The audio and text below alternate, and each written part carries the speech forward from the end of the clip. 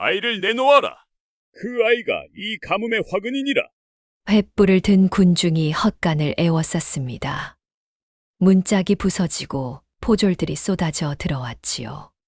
칠복은 두 팔을 벌려 아이 앞을 막아섰으나 여러 사람의 힘을 혼자서 당해낼 수 없었습니다. 매질이 시작되었고 피가 흙바닥에 뚝뚝 떨어졌지요. 그러나 칠복은 끝내 물러서지 않았습니다. 과연 칠복은 이 위기에서 아이를 지켜낼 수 있을까요? 그리고 안개 속에서 나타난 이 아이의 정체는 무엇일까요? 6070 야담에 오신 것을 환영합니다. 구독과 좋아요는 영상을 만드는데 큰 힘이 됩니다. 먼 옛날 조선 중기의 일이었습니다. 강원도 깊은 산골에는 첫서리가 내리는 늦가을이면 새벽 안개가 산허리를 감싸고 돌았지요. 골짜기마다 안개가 차오르고 소나무 가지에는 찬 이슬이 맺혀 뚝뚝 떨어지던 그런 새벽이었습니다. 짐꾼 칠복은 그날도 등짐을 내려놓고 산길을 올랐습니다. 약초 캐는 일이 집 나르는 것보다 품삯이 나았기에 닭이 울기도 전에 일어나 산을 오르는 것이 그의 오랜 버릇이었지요. 헤어진 집신의 발이 시렸으나 칠복은 개의치 않았습니다. 가난한 살림에 시린 발 하나쯤은 아무것도 아니었으니까요. 그런데 이상한 일이 생겼습니다. 짙은 안개가 산길을 온통 뒤덮고 있었는데 저 앞 바위 곁에서 안개가 동그랗게 걷혀 있었던 것이라 마치 누군가 손으로 쓸어낸 것처럼 그 자리만 환하게 빈 공간이 생겨 있었습니다. 칠복이 눈을 비비고 다시 바라보았지요. 꿈이 아니었습니다. 그 안개 없는 자리에 아이 하나가 서 있었습니다. 2살배기쯤 되어 보이는 사내 아이였습니다. 낡은 저고리 하나 달랑 걸쳤는데도 떨지 않았고 울지도 않았습니다. 그저 크고 맑은 눈으로 칠복을 조용히 바라볼 따름이었지요. 칠복은 온몸에 소름이 돋았습니다. 새벽 산길에 발자국 하나 없이 서 있는 아이라니 이것이 사람인지 귀신인지 분간이 되지 않았습니다. 칠복이 천천히 다가가 땅을 살폈습니다. 아이 주변을 빙 돌아보았으나 발자국은커녕 풀 한 폭이 눌린 흔적도 없었습니다. 바람도 그곳에서만 멎어 있었지요. 숲 전체가 바스락거리는데 아이가 선 자리만 고요했습니다. 칠복의 등줄기에 찬 땀이 흘렀습니다. 이게 도대체 어찌 된 일인고. 칠복이 중얼거리며 아이의 얼굴을 들여다보았습니다. 아이는 여전히 울지 않았습니다. 오히려 칠복을 향해 조그만 손을 뻗었지요. 그 손이 어찌나 작고 차가웠던지 칠복은 가슴이 쿵 내려앉는 것을 느꼈습니다. 내 팔자의 자식까지 거두어야 한단 말이냐. 칠복이 하늘을 올려다보며 한숨을 내쉬었습니다. 골몸으로 입에 풀칠하기도 빠듯한 처지였지요. 그러나 이 차고 작은 손을 뿌리칠 수가 없었습니다. 칠복은 망설이다가 결국 아이를 번쩍 들어 품에 안았습니다. 낡은 등짐 보자기를 풀어 아이를 꼭꼭 감싸 주었지요. 바람처럼 살라는 뜻을 담아 하람이라 이름 지었습니다. 그날 이후 이상한 일이 이어졌습니다. 밤이 깊어 하람이 잠들면 바람이 멎었습니다.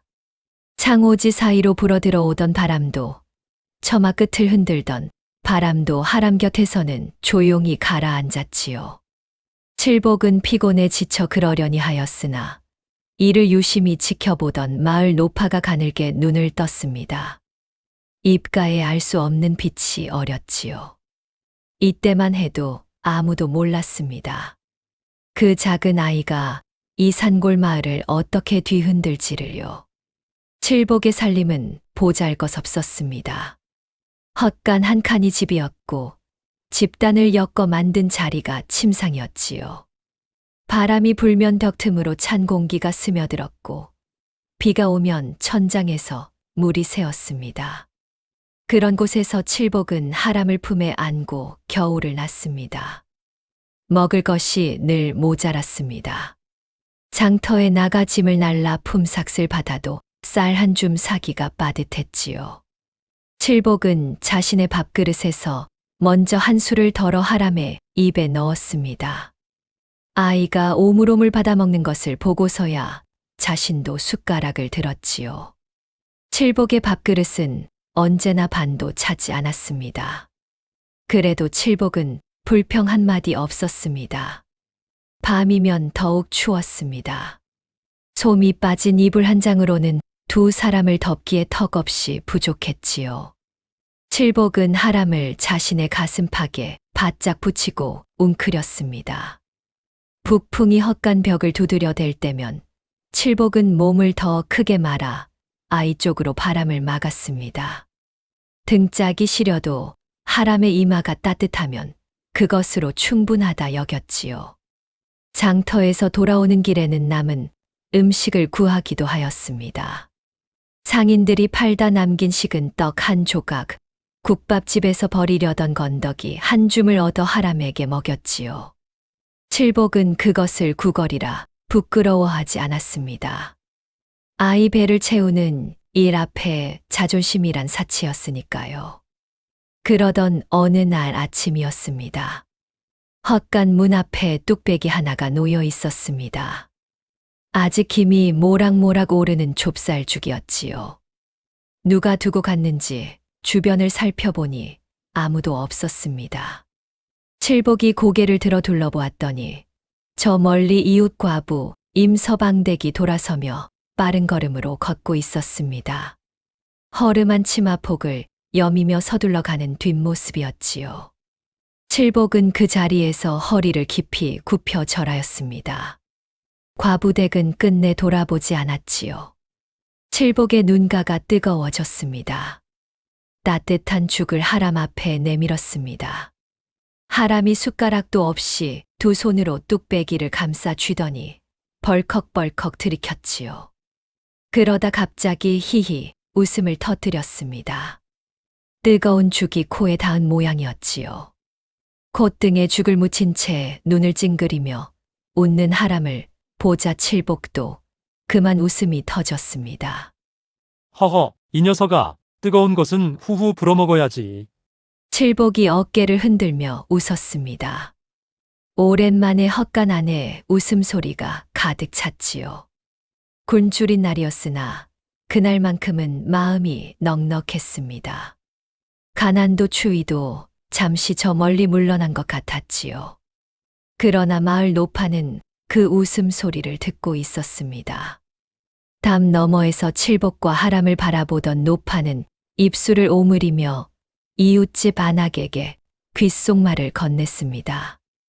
어디서 온 아이인지, 왜 바람이 그 아이 곁에서만 멎는지 심상치 않다는 말이 골목을 타고 조금씩 퍼져나갔지요.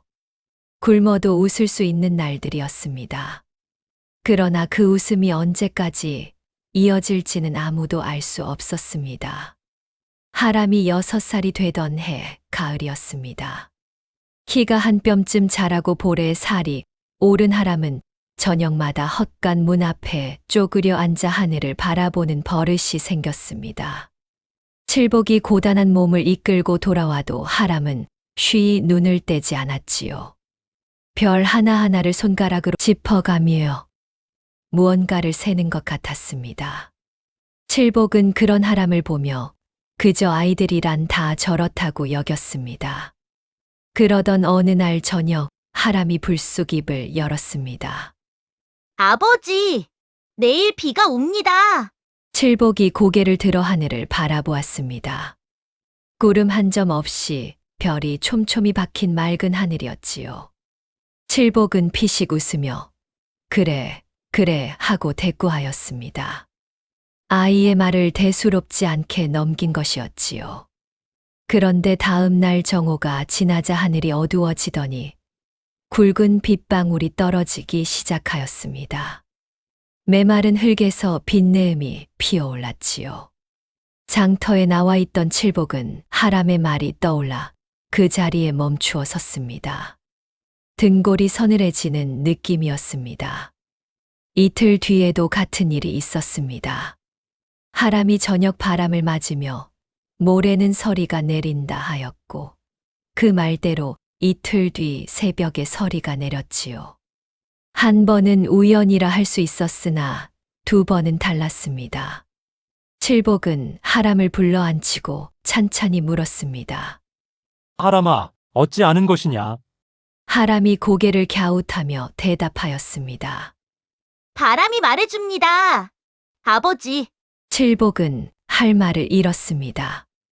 아이의 눈빛이 너무나 맑고 담담하였기에 거짓말이라 몰아붙일 수도 없었지요. 칠복은 그저 아이의 머리를 쓸어 넘겨주고 입을 다물었습니다. 소문은 생각보다 빠르게 번졌습니다. 장터에서 하람이 오늘 5시쯤 바람이 바뀐다 하자 실제로 그리 되었고 그것을 본 상인 하나가 이웃에 전하였지요. 이웃이 또 이웃에게 전하면서 며칠이 채 지나지 않아 마을 전체가 들썩였습니다. 날씨를 마치는 아이가 있다는 소문은 꼬리에 꼬리를 물었지요. 처음에는 신기한 아이였다가 어느새 하늘과 통하는 아이가 되었고 급기야 하늘이 내려보낸 아이라는 말까지 돌았습니다. 장터 어귀에는 하람을 구경하려는 사람들이 모여들었습니다.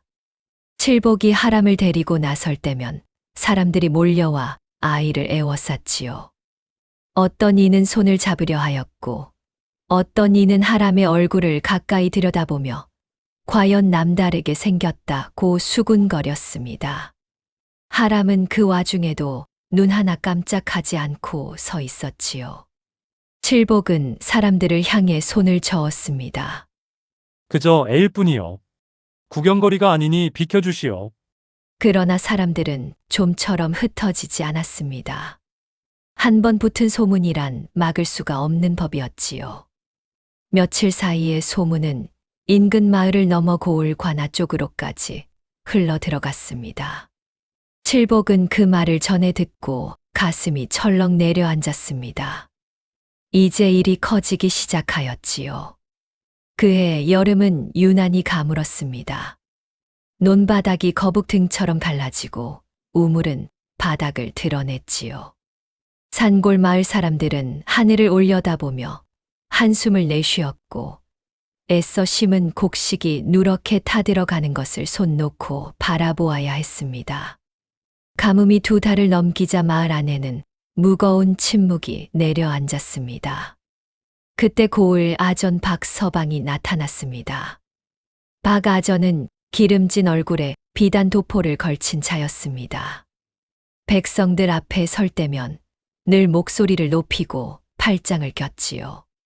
그가 마을 어귀에 포졸 둘을 거느리고 나타난 날, 사람들은 불길한 예감에 서로 눈빛을 주고받았습니다.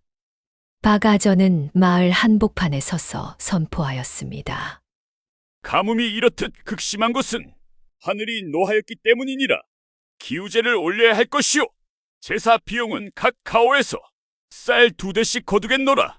백성들은 벌벌 떨며 쌀 단지를 열었습니다. 이미 바닥이 보이는 단지였지만 아전의 말을 거역할 수가 없었지요. 박 아전의 포졸들은 집집마다 돌아다니며 쌀자루를 들고 나왔습니다. 울부짖는 안악도 있었고 무릎을 꿇고 사정하는 노인도 있었으나 포졸들은 눈 하나 깜짝하지 않았습니다. 거둔 쌀이 기우제에 쓰였는지는 아무도 몰랐습니다. 다만 박 아전의 창고가 조금씩 불어난다는 소문만 돌았지요. 그런데 며칠 뒤 박 아전의 입에서 뜻밖의 말이 흘러나왔습니다. 이 마을에 기이한 아이가 있다 하더구나. 하늘과 통한다는 아이 말이오. 그런 아이가 마을에 있으니 하늘이 노하여 비를 내리지 않는 것이 아니겠소. 그 아이야말로 이 가뭄의 화근이오. 말은 삽시간에 퍼졌습니다. 박 아전이 직접 퍼뜨린 것인지 아니면 그의 사람들이 귀띔을 한 것인지 알 수 없었으나 어느새 마을 곳곳에서 하람을 탓하는 목소리가 흘러나왔지요. 가뭄에 지치고 굶주린 사람들은 분노를 쏟아낼 곳이 필요했습니다. 아이 하나를 가리키는 손가락은 그 분노를 받아내기에 딱 알맞았지요. 사람들의 눈빛이 달라지기 시작하였습니다. 장터에서 칠복과 마주치면 시선을 피하거나 아니면 노골적인 의심의 눈초리를 보냈습니다. 어제까지 함께 웃던 이웃이 오늘은 못 본 척 고개를 돌렸지요. 칠복이 우물가에 나가면 안악들이 수군대다가 뚝말을 멈추었습니다. 마침내 어느 날 밤 돌멩이 하나가 헛간 문짝에 세게 부딪혔습니다. 칠복이 문을 열어보았으나 어둠 속에 아무도 없었지요. 하람이 칠복의 등 뒤에 바짝 붙어 섰습니다. 작은 손이 칠복의 옷자락을 꼭 쥐었지요. 칠복은 하람의 손을 감싸쥐며 생각하였습니다. 이 아이를 지키려면 숨길 곳을 찾아야 한다고. 그러나 이 좁은 산골에서 어디로 가야 하는지를 칠복은 알지 못하였습니다. 밤새 칠복은 잠을 이루지 못하였습니다. 하람을 품에 안고 벽에 등을 기댄 채 어둠 속을 응시하였지요. 바람 소리에도 귀를 세우고 발소리가 들리는 것 같으면 숨을 죽였습니다. 하람은 칠복의 가슴팍에 얼굴을 묻고 새근새근 잠들어 있었지요. 그 숨소리가 어찌나 여리고 고운지 칠복은 가슴이 먹먹하였습니다. 그러나 두려움은 현실이 되었습니다. 이튿날 해가 중천에 뜰 무렵 박아전이 마을 어귀에 다시 나타났습니다. 이번에는 포졸만이 아니었습니다. 마을 사람 서너시 그 뒤를 따랐고 손에는 횃불이 들려 있었지요. 한낮에 횃불을 든 사람들의 눈빛은 이미 이성을 잃은 것처럼 보였습니다. 박아전이 목청을 높였습니다. 아이를 내놓아라. 그 아이를 하늘에 바치면 비가 내릴 것이니라. 화근을 품고 있는 자는 이 가뭄의 공범이요. 말이 끝나기 무섭게 무리가 칠복의 헛간을 에워쌌습니다. 사방에서 발소리가 울렸고 횃불 연기가 마당으로 밀려들었지요. 칠복은 하람을 등 뒤에 세우고 문 앞에 두 발을 딛고 섰습니다. 문이 흔들리기 시작하였습니다. 쿵, 쿵, 무거운 것으로 두드리는 소리가 났지요. 낡은 문짝이 비틀리며 경첩이 떨어져 나갔습니다. 칠복이 온몸으로 문을 버텼으나 여러 사람의 힘을 혼자서 막기란 역부족이었습니다. 결국 문이 부서졌습니다. 쏟아져 들어오는 사람들 사이로 박아전이 유유히 걸어 들어왔습니다. 칠복은 두 팔을 벌려 하람을 가렸지요. 박아전의 눈이 칠복의 어깨 넘어 하람에게 꽂혔습니다. 저 아이다 데려오너라. 포졸 하나가 칠복을 옆으로 밀치며 하람에게 손을 뻗었습니다. 칠복이 그 팔을 붙잡으며 버텼지요. 실랑이가 벌어졌습니다. 칠복의 옷이 찢기고 마당에 나뒹굴었으나 일어섰습니다. 다시 하람 앞에 섰지요. 칠복이 마을 사람들을 향해 외쳤습니다. 이 아이가 무슨 죄가 있어? 어찌 어린 것을 해치려 하는 것이요? 그러나 아무도 나서지 않았습니다. 어제까지 같은 우물을 쓰고 같은 장터에서 밥을 먹던 이웃들이었습니다. 그들은 칠복의 눈을 피하며 하나둘 고개를 돌렸지요. 어떤 이는 땅을 내려다보았고 어떤 이는 슬그머니 뒤로 물러섰습니다. 박아전은 그 모습을 보며 입꼬리를 올렸습니다. 모든 것이 뜻대로 되어가는 자의 여유로운 표정이었지요. 칠복은 이를 악물었습니다. 다리가 떨렸으나 물러서지 않았습니다. 하람의 작은 손이 칠복의 등을 꼭 쥐었지요. 그 손의 온기가 칠복의 두 발을 땅에 붙들어 메었습니다. 쓰러지더라도 이 자리를 내줄 수 없었습니다. 박아전이 손짓 하나로 포졸들을 불렀습니다. 포졸 둘이 칠복의 양팔을 낚아채어 뒤로 꺾었지요. 칠복이 신음을 삼키며 버텼으나 두 사람의 힘을 당해낼 수 없었습니다. 무릎이 땅에 닿았고 흙먼지가 피어올랐지요. 하람이 소리쳤습니다. 아버지, 그 목소리가 어찌나 가늘고 맑았던지 칠복은 눈을 질끈 감았습니다. 차마 아이의 얼굴을 바라볼 수가 없었지요. 박아전이 칠복 앞에 서서 내려다보며 말하였습니다. 아이를 순순히 내놓으면 너는 무사할 것이니라. 고집을 부리면 내 죄를 물을 것이요. 칠복이 고개를 들어 박아전을 바라보았습니다. 흙투성이 얼굴의 눈빛만이 또렷하였지요. 아이 대신 나를 벌하시오. 내가 죄인이요. 잠시 침묵이 흘렀습니다. 박아전의 눈썹이 가늘게 올라갔지요. 그러다 픽 웃으며 고개를 끄덕였습니다. 그리하자꾸나. 내 고집값을 치러야지. 매질이 시작되었습니다. 포졸이 들고 있던 곤장이 칠복의 등을 내리쳤지요. 첫 번째 매가 떨어지자 칠복의 몸이 앞으로 꺾였습니다. 두 번째, 세 번째가 이어졌지요. 마당 흙바닥에 핏방울이 떨어졌습니다. 하람이 달려오려 하였으나 포졸 하나가 아이의 앞을 막아섰습니다. 하람은 막힌 채로 두 손을 쥐고 칠복을 바라보았지요. 눈에 눈물이 맺혔으나 소리내어 울지 않았습니다. 그 눈빛이 너무나 깊고 무거워서 구경하던 마을 사람 하나가 고개를 돌리며 눈을 감았습니다. 매가 거듭될수록 칠복의 몸이 낮아졌습니다.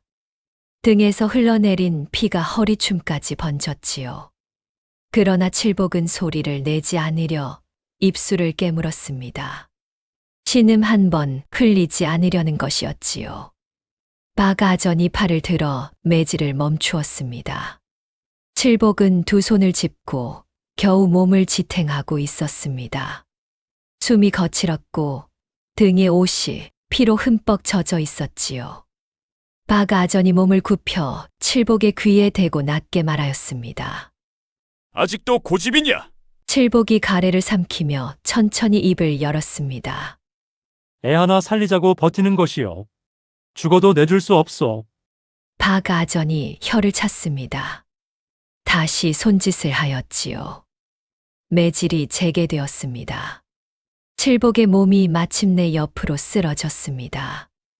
뺨이 차가운 흙바닥에 닿았지요. 눈앞이 흐려졌습니다. 그릿한 시야 속에 하람의 두 발이 보였습니다.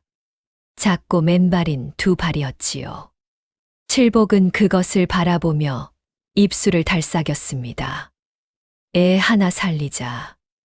애 하나만. 숨이 가늘어졌습니다. 의식이 멀어지는 와중에도 칠복은 그 말을 놓지 않았지요. 참 고집도 대단한 사람이었습니다.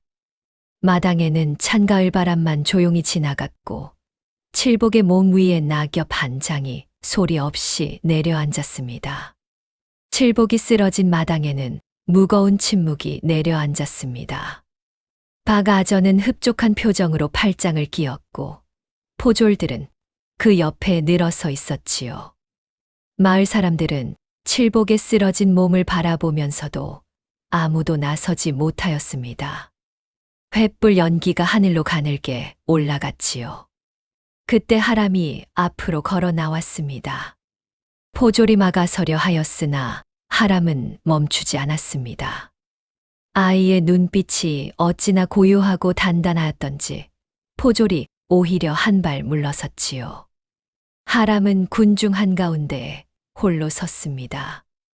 7살 아이의 작은 몸이었으나 그 자리에서 가장 크게 보였습니다. 박아전이 비웃으며 말하였습니다. 오냐? 스스로 나왔구나. 잘 되었다. 하람은 박아전을 바라보지 않았습니다. 고개를 들어 하늘을 올려다보았지요. 눈을 가늘게 뜨고 구름의 움직임을 살폈습니다. 바람의 방향을 느끼는 듯 코를 조금 들었지요. 사람들이 웅성거렸습니다. 하람이 천천히 입을 열었습니다. 오늘 밤 비가 옵니다. 순간 마당이 조용해졌습니다. 그러다 피식피식 웃음소리가 터져 나왔지요. 하늘은 구름 한 점 없이 맑았습니다. 한낮의 햇볕이 따갑게 내리쬐고 있었지요. 박아전이 손뼉을 치며 크게 웃었습니다. 허허! 이 아이가 비가 온다 하는구나. 맑은 하늘의 비라니. 사람들도 따라 웃었습니다. 어떤 이는 손가락질을 하였고, 어떤 이는 허리를 굽히며 웃었지요. 하람은 그 웃음소리 속에서도 눈 하나 깜짝하지 않았습니다. 그때였습니다. 바람이 달라졌습니다. 아까까지 남쪽에서 불어오던 바람이 갑자기 멎었지요. 찰나의 고요함이었습니다. 그러더니 이번에는 북쪽에서 차고 습한 기운이 밀려들었습니다. 횃불이 일제히 한쪽으로 쏠렸지요. 웃음소리가 잦아들었습니다. 하람 곁에서 바람이 멎었습니다. 이전에도 그러하였듯 아이 주변만 고요해졌지요. 칠복이 처음 하람을 발견하던 그 새벽 안개 속에서처럼 아이를 둘러싼 공기가 홀로 잠잠하였습니다. 사람들이 서로를 바라보았지요. 웃음기가 사라진 얼굴들이었습니다. 노파가 군중 속에서 조용히 중얼거렸습니다. 저것이 또 나타났구나. 박아전의 표정에 처음으로 흔들림이 생겼습니다. 그러나 이내 눈을 부릅뜨며 포졸에게 눈짓을 보냈지요. 포졸이 하람에게 다가가려 발을 내딛는 순간 쓰러져 있던 칠복이 고개를 들었습니다. 피로 얼룩진 얼굴이었습니다. 한쪽 눈이 부어 거의 감겨 있었지요. 그러나 다른 쪽 눈만으로 하람을 찾아 바라보았습니다. 하람도 칠복을 내려다보았지요. 두 사람의 눈이 마주쳤습니다. 칠복이 무너지지 않았습니다. 두 손을 땅에 짚고 몸을 일으키려 하였지요. 그 모습을 바라보던 마을 사람 하나가 입술을 깨물었습니다. 이제 맞아떨어지기 시작하였지요. 하람의 말이, 바람이, 그리고 칠복의 고집이 하나로 모여들고 있었습니다. 하늘은 여전히 맑았습니다. 그러나 저 북쪽 산 너머로 먹빛 구름이 아주 조금씩 밀려오고 있었지요. 북쪽 하늘이 조금씩 어두워지고 있었습니다. 그러나 박아전은 그것을 애써 외면하였지요. 하람을 향해 포졸을 다시 재촉하며 목소리를 높였습니다. 쓸데없는 짓은 그만두어라. 어서 저 아이를 데려오너라. 포졸이 하람의 팔을 잡으려 손을 뻗었습니다. 하람이 뒤로 한 발 물러서는 순간이었지요. 하람의 낡은 저고리 품속에서 무언가가 툭 하고 떨어졌습니다. 흙바닥에 작은 물건 하나가 나뒹굴었지요. 포졸이 멈추었습니다. 사람들의 시선이 그곳으로 쏠렸습니다. 땅에 떨어진 것은 작은 옥패였습니다. 짙은 푸른빛이 도는 옥에 정교한 문양이 새겨져 있었지요. 묵직하고 오래된 것임이 한눈에 보였습니다. 비단 주머니에 쌓여 있었으나 오랜 세월에 빛이 발했지요. 군중 속에서 노파가 앞으로 나섰습니다. 노파는 천천히 몸을 굽혀 옥패를 집어들었습니다. 뒷면을 들여다보던 노파의 손이 가늘게 떨렸지요. 잠시 후 노파가 고개를 들었습니다. 얼굴빛이 달라져 있었습니다. 이것은 명문 선비 집안의 증표이니라. 노파의 목소리가 조용하였으나 마당 구석까지 또렷이 들렸습니다. 사람들이 숨을 죽였지요. 이 문양은 이 고을에서 이름 높던 윤대감 댁의 것이요. 윤대감이 돌아가시기 전에 후손에게 물려준다 하였던 바로 그 증표이니라. 마당이 술렁였습니다. 윤대감이라는 이름은 이 고을에서 모르는 사람이 없었지요. 대대로 청렴한 선비 집안으로 이름을 날렸으나 윤대감이 세상을 뜬 뒤 집안이 기울었고 어린 손자 하나가 행방불명이 되었다는 소문이 오래전부터 돌았습니다. 사람들이 서로 얼굴을 바라보았지요. 하람을 바라보는 눈빛이 달라지기 시작하였습니다. 박아전의 얼굴에서 핏기가 가셨습니다. 그러나 이내 정신을 가다듬고 성큼 앞으로 나서며 손을 내밀었습니다. 그 패를 이리 내놓아라. 진위를 확인해야 할 것이니라. 노파가 옥패를 가슴에 품으며 물러서지 않았습니다. 아전 나으리께서 확인하실 것이 아니오. 이것은 관아 원님께서 직접 보셔야 할 물건이니라. 박아전의 눈이 가늘어졌습니다. 노파와 아전 사이에 팽팽한 기운이 흘렀지요. 포졸들이 어느 쪽으로 움직여야 할지 몰라 서성거렸습니다. 사람들 사이에 불안이 번졌습니다. 아까까지 하람을 손가락질하던 이들이 이제는 입을 다물고 발을 모았지요. 어떤 이는 슬그머니 군중 뒤로 물러섰습니다. 하람은 그 모든 것을 조용히 바라보고 있었습니다. 쓰러진 칠복 곁에 무릎을 꿇고 앉아 칠복의 손을 두 손으로 감싸 쥐었지요. 칠복의 손이 약하게 움직였습니다. 하람이 그 손을 더욱 꼭 쥐었지요. 저 북쪽 하늘에서 먹구름이 산마루를 넘어오고 있었습니다. 바람이 다시 방향을 바꾸었고 공기 속에 습기가 섞여 들었지요. 이제 판이 뒤집히려 하고 있었습니다. 먹구름이 산을 넘어왔습니다. 낮이었는데도 하늘이 어두워지며 마당에 그늘이 내려앉았지요. 바람이 거세졌습니다. 횃불이 꺼졌다 살아났다를 반복하더니 마침내 하나씩 꺼져갔습니다. 박아전이 하늘을 올려다보았습니다. 입술이 굳어 있었지요. 첫 번째 빗방울이 떨어졌습니다. 칠복의 뺨에 닿았고 하람의 손등에 닿았습니다. 마당의 흙바닥에 동그란 자국이 하나 생겼지요. 그러더니 순식간에 빗줄기가 쏟아졌습니다. 장대비였습니다. 사람들이 우왕좌왕하였습니다. 어떤 이는 처마 밑으로 뛰어들었고 어떤 이는 그 자리에 서서 하늘을 올려다보았지요. 빗소리가 마당을 가득 채웠습니다. 두 달을 넘기도록 한 방울도 내리지 않던 비였습니다. 군중 속에서 누군가 무릎을 꿇었습니다. 그러자 옆 사람도 그 옆 사람도 하나씩 무릎을 꿇었지요. 아까까지 횃불을 들고 하람을 몰아붙이던 이들이었습니다. 빗속에서 고개를 숙인 사람들의 어깨가 젖어들었지요. 박아전만이 서 있었습니다. 그러나 그 발 아래 흙이 빗물에 녹아내리고 있었지요. 그때 마을 어귀에서 말발굽 소리가 들렸습니다. 빗소리 속에서도 또렷이 울리는 소리였지요. 사람들이 고개를 돌렸습니다. 갓을 쓰고 도포를 걸친 사내 하나가 말에서 내렸습니다.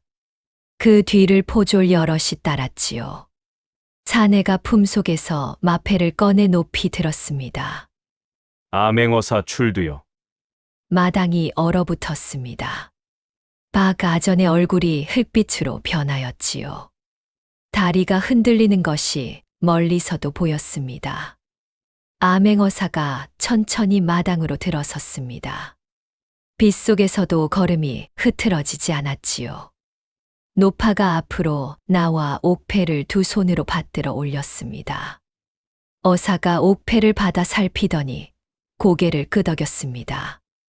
이 아이가 윤대감이 손자임이 맞소 오래 찾았습니다.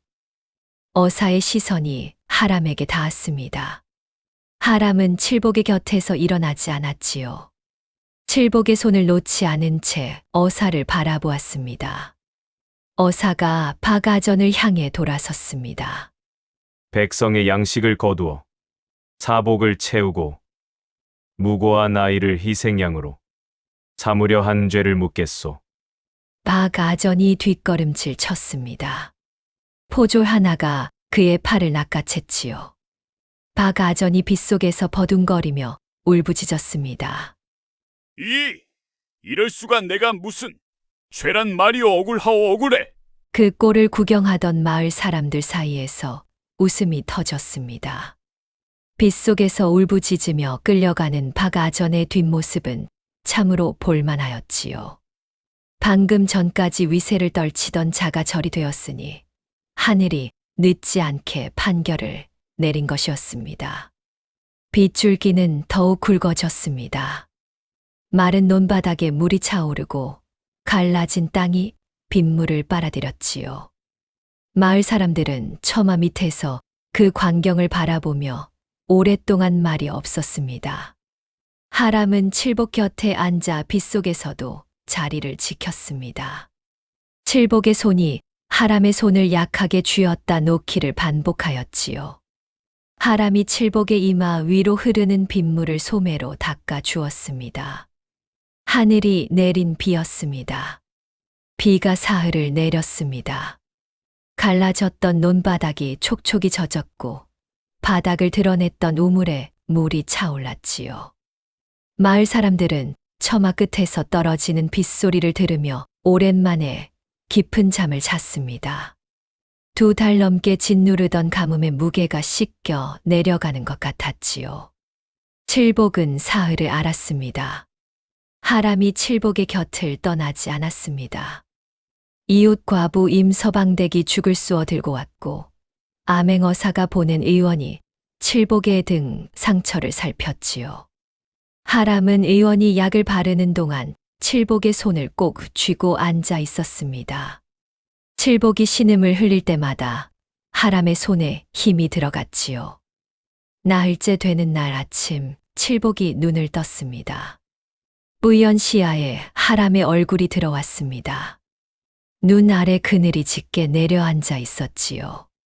사흘을 제대로 자지 못한 얼굴이었습니다. 칠복이 쉰 목소리로 물었습니다. 밥은 먹었느냐? 하람이 그 말에 그만 눈물을 쏟았습니다. 아무 말도 하지 않고 칠복의 가슴팍에 얼굴을 묻었지요. 어깨가 잘게 떨렸습니다. 칠복이 천천히 팔을 들어 하람의 등을 감쌌습니다. 상처 난 팔이었으나 아프다는 내색을 하지 않았지요. 울지 마라. 아비가 여기 있다. 한참이 지나 하람이 고개를 들었습니다. 눈이 벌겠지요. 하람이 칠복 앞에 단정히 무릎을 꿇었습니다. 두 손을 모아 바닥에 짚고 깊이 엎드렸지요. 아버지, 소자가 이 은혜를 어찌 갚아야 할지 모르겠습니다. 칠복이 몸을 일으키려다 눈살을 찌푸렸습니다. 그러고는 하람의 어깨를 잡아 일으키며 말하였지요. 갚을 것이 없다. 나는 내 아비다. 그 말 한마디였습니다. 더도 덜도 없이 그것으로 충분하였지요. 세월이 흘렀습니다. 하람은 암행어사의 도움으로 윤대감 집안의 후손임이 공식으로 밝혀졌습니다. 학문의 뜻을 두어 글을 읽고 익혔으며 훗날 벼슬길에 올랐지요.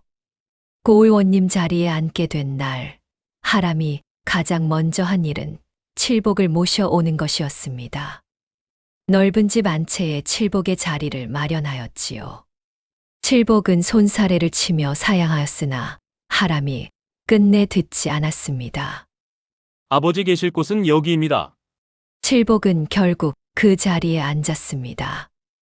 마루에 앉아 뜰을 바라보면서 칠복은 오래전 헛간 구석에서 하람을 품에 안고 잠들던 밤을 떠올렸지요. 낡은 보자기 하나로 아이를 감싸던 그 새벽이 이제는 아득한 꿈처럼 느껴졌습니다. 마을 사람들은 하람을 존경하였습니다. 그러나 하람은 언제나 칠복을 앞세웠지요. 잔치가 열리면 칠복에게 먼저 술잔을 올렸고 손님이 찾아오면 칠복을 어른으로 소개하였습니다. 사람들은 그 모습을 보며 고개를 끄덕였지요. 기른 정이란 이런 것이었습니다. 피로 맺은 정이 아니어도 문서로 증명한 정이 아니어도 굶주린 날 밥 한 술 덜어주고 추운 밤 몸으로 바람을 막아 주던 그 정이 가장 깊고 오래 가는 것이었지요. 안개 속에서 시작된 인연이 바람처럼 흘러 이렇듯 뿌리를 내렸으니 하늘이 맺어준 것이라 하지 않을 수 없었습니다. 어느 저녁 칠복이 마루에 앉아 뜰을 바라보고 있었습니다. 하람이 곁에 와 조용히 앉았지요. 두 사람은 말없이 나란히 앉아 있었습니다. 뜰 안으로 바람이 불어왔습니다. 나뭇가지를 살랑이고 처마 끝 풍경을 울리고 두 사람의 옷자락을 가만히 흔들다가 조용히 멎었지요. 그 바람이 어디서 왔는지는 아무도 몰랐습니다. 그러나 그 바람이 어디로 가는지는 알 것 같았습니다. 이야기는 그렇게 장터에서 장터로 퍼져나갔습니다. 안개 속에서 아이를 품에 안은 짐꾼의 이야기가, 굶어도 웃던 날들의 이야기가, 피로 지킨 약속의 이야기가 사람들의 입에서 입으로 전해졌지요.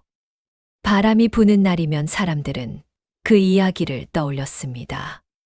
바람은 오늘도 조용히 불고 있었습니다. 다음 영상을 빠르게 만나보시려면 좋아요와 구독을 눌러주세요. 그럼 더 재미있는 영상으로 찾아뵙겠습니다. 모두 행복한 하루 보내세요. 맹자에 이르기를 측은지심은 인의 시작이라 하였습니다. 남의 고통을 참아 외면하지 못하는 그 마음, 바로 그것이 사람다움의 첫걸음이라 하였지요. 칠복은 배운 것도 가진 것도 없는 짐꾼이었습니다. 그러나 안개 속 작은 손을 참아 뿌리치지 못하였고 굶주린 날에도 제 밥을 덜어 주었으며 매를 맞으면서도 아이를 내주지 않았지요. 그것이 바로 측은지심이었습니다. 명심보감에도 이르기를 은혜를 베풀되 보답을 바라지 말라 하였습니다. 칠복은 끝내 보답을 바라지 않았지요. 그러나 하늘은 그 마음을 잊지 않았습니다. 우리 삶에도 그런 순간이 있습니다. 작은 손 하나 잡아주는 것, 차가운 밤 등 하나 내어주는 것, 그것이 쌓여 가장 깊은 정이 되는 것이지요. 기른 정은 핏줄보다 깊고 바람보다 오래 남는 법이었습니다.